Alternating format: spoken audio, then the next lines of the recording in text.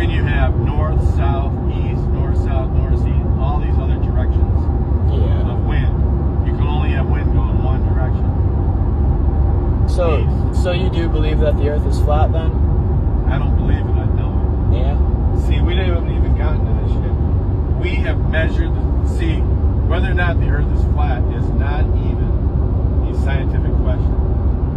It's a geometrical question.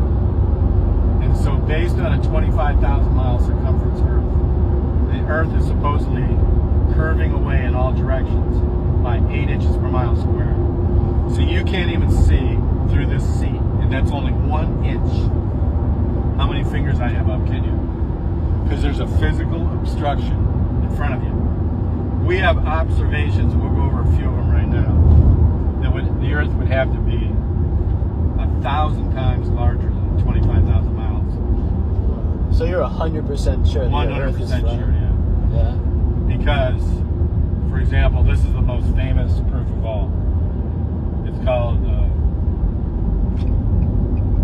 there's a famous photographer and videographer named Jonathan Nowicki, who's not even a flat earther. He's a nobody. He's just a guy that takes pictures, right? But famous. He has all kinds of pictures of all times of the year of the Chicago skyline from the shore of Lake Michigan, 55 miles away, where you can see the bottom of the Sears Tower at 55 miles away, where there should be 2,100, absolute 2,100. There's no way out of it. This is according to globe math. Curvature. You can't see through 2 inches. 2,100 feet. But we could see the bottom of the building, and the Sears Tower is only 1,400 feet. And guess what their excuse is? That it's a mirage. That the Chicago skyline is looming up from below 2,100 feet of curvature and just appears to be in your view perfectly horizontal to your, and usually mirages are hazy. Nope, these mirages are perfect. Now, it's over right there. And then we rented it. When I say they, I'm talking about flat earth researchers. These are my brothers. We've all been in it for 10 years. They're coming in the tail end of 10 years of research. We took a boat almost from the beginning, chartered a boat on the shores of Lake Michigan, rented a studio quality motion camera, bolted that thing on the front of the boat, and sailed all the way across 55 miles with the bottom of the Sears Tower in focus the entire time. One of the best observations I think we have most recently is a guy, think of this as a big giant lake right here, right? This guy went out and he put 4 lights, one at 5, 10, 15, and 20 miles away. Then came over here with his snowmobile and his Nikon Super Zoom 1000 camera. And from over here, a couple miles over here, he could see all 4 lights. 5 times 6, 30 feet below the curve. His camera was only 6 inches above the ice. Now, if you believe you live on a globe, then you have to believe that a lake that big at 20 miles, that there's actually a hump of frozen water that goes, this one over here, 120 feet. That's a 12-story building. There's a hump that far. So the Earth ends at Antarctica pretty much then, right? That's why they won't let you through, you said. Some people believe it's an endless, like we're just in one little pond or puddle, right? And there might be an infinite amount of ponds and puddles and more suns. So you really don't think space is real either? Oh, it's definitely not. No? Yeah, definitely not. So it's water. It's actually water. You think it's water? I know. I don't think I know. Because that's what the Bible says. And I can show you some pictures real quick, right when I'm Elon Musk, he's crazy, right? He's not going to space. No, you don't think so? No. Do you understand that you cannot have gas pressure without a container? Yeah. That's impossible. Impossible. Right? Yeah. So they can't possibly be going into space. And that's why you don't have to worry. What got this whole discussion started is when you said aliens. Aliens are fake. I think because they're they real. can't go through the dome. See, right after World War II,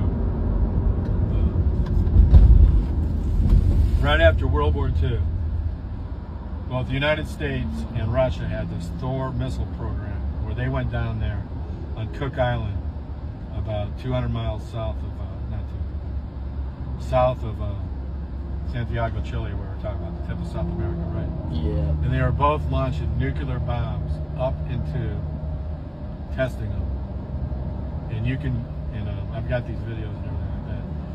And you can see the atomic bombs coming up, hitting the dome up there, exploding, detonating, and then you can see light coming, whatever, explosion going on in all directions around the dome. Yeah. And so they fired up 25 or 30 of them. They couldn't blow a hole through that dome.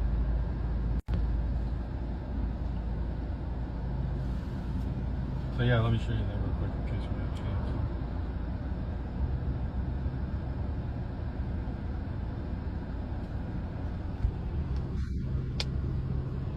So we didn't even go over this. Let me do this one real quick with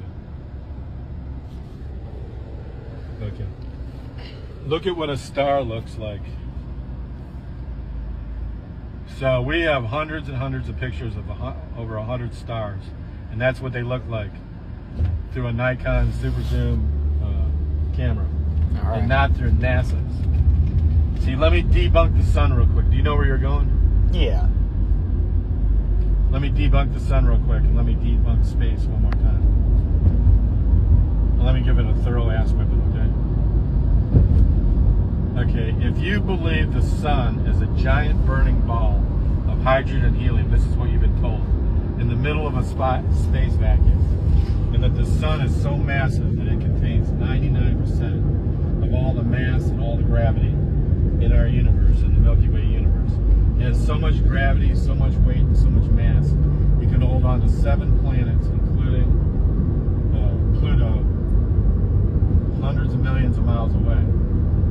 The problem is this: here on Earth, you can Google it, hydrogen and helium are actually the lightest element on Earth. In fact, they defy the fake gravity, and they float up, right?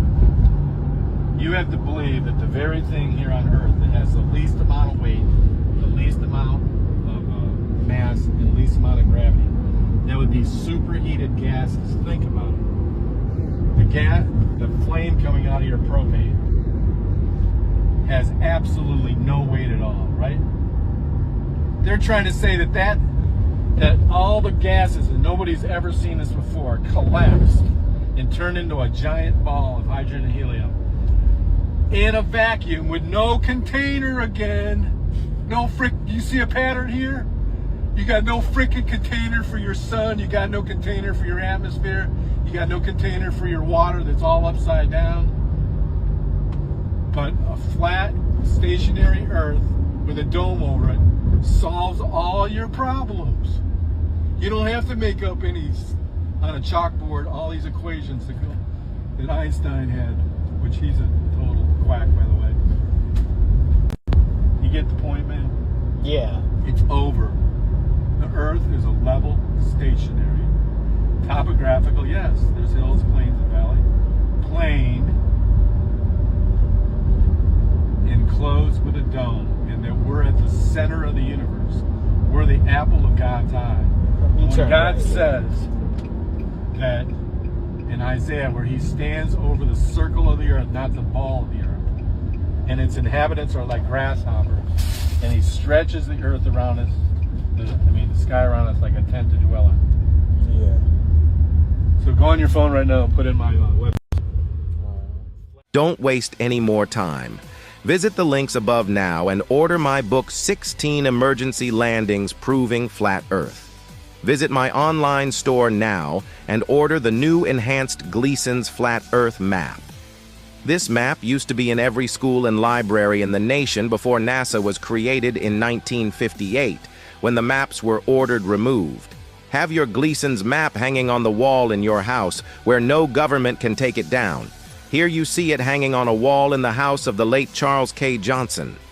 Here is a quote from the book 1984 by George Orwell.